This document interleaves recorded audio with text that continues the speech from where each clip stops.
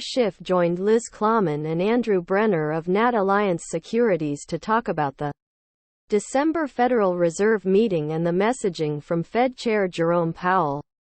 Peter said, "Investors need to understand that the game has changed.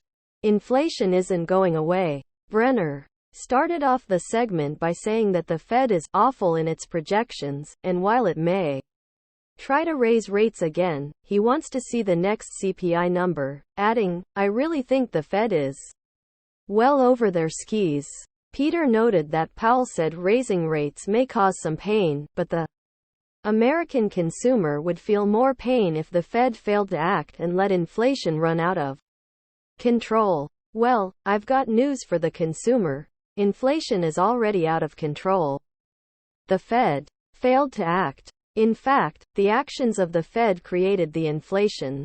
And it's going to get a lot worse."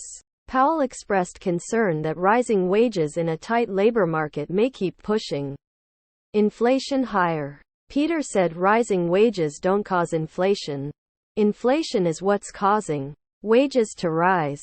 Wages are just the price of labor, and prices are going up. Eventually, the Fed is going to stop fighting inflation when the recession gets much worse, and in fact, when it becomes a financial crisis. Liz said the Fed has been in a months-long firefight against inflation. "Do you not see any improvement in what we have seen when it comes to inflation at least ticking downward a bit?" Peter said, "No. You're always going to see an ebb and flow. But in order to really fight inflation, we would not only need much higher rates than the rates we have right now, because rates need to be enough above inflation to encourage savings again, and our savings rate is basically at a record low, and consumer borrowing is at a record high. So, that is not helping. But also, government spending continues to increase. Budget deficits continue to rise. You're not going to fight inflation unless you get cuts to government spending."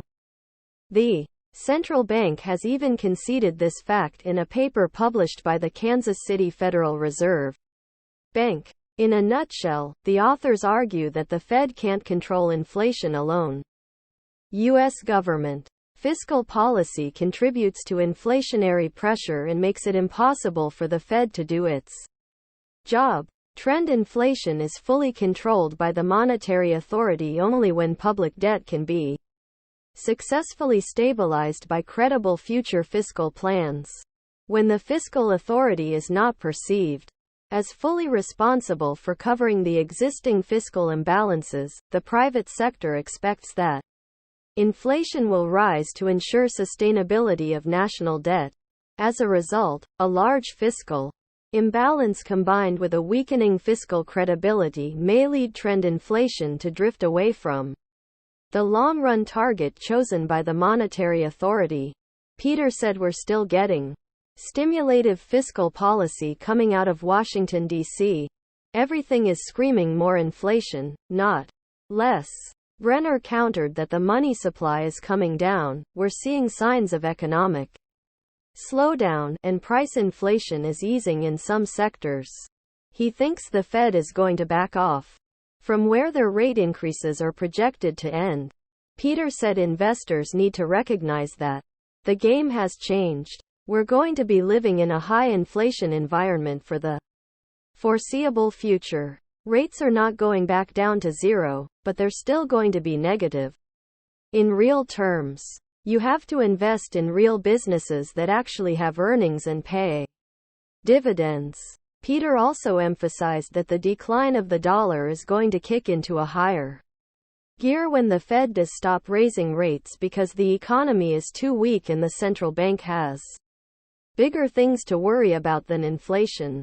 During the Fed meeting, Powell did say that the central bank will begin to hike at a slower pace in order to feel its way forward. Brenner said he thinks Powell realizes he has moved too far, too fast. He also said, "There's a big mistake out there waiting to happen." Peter said he agrees the Fed is going to ease, but that will be a mistake. It hasn't gone far enough. The problem is it left interest rates too low. for too long. It already expanded the money supply so much that we haven't even had enough price increases to catch up with the previous expansion of the money supply. So, even if the money supply is growing more slowly now, it doesn't matter. There is so much inflation already in the pipeline. And the only thing that was keeping our inflation rate lower was the fact that the dollar was rising when everybody thought the Fed would quit hiking. But now that the dollar is falling, that is going to add fuel to the inflation fire. I think it's going to burn a lot hotter in 2023. But the economy is going to cool off even more as inflation heats up, and that is a no-win situation for the Fed, and for the country, unfortunately.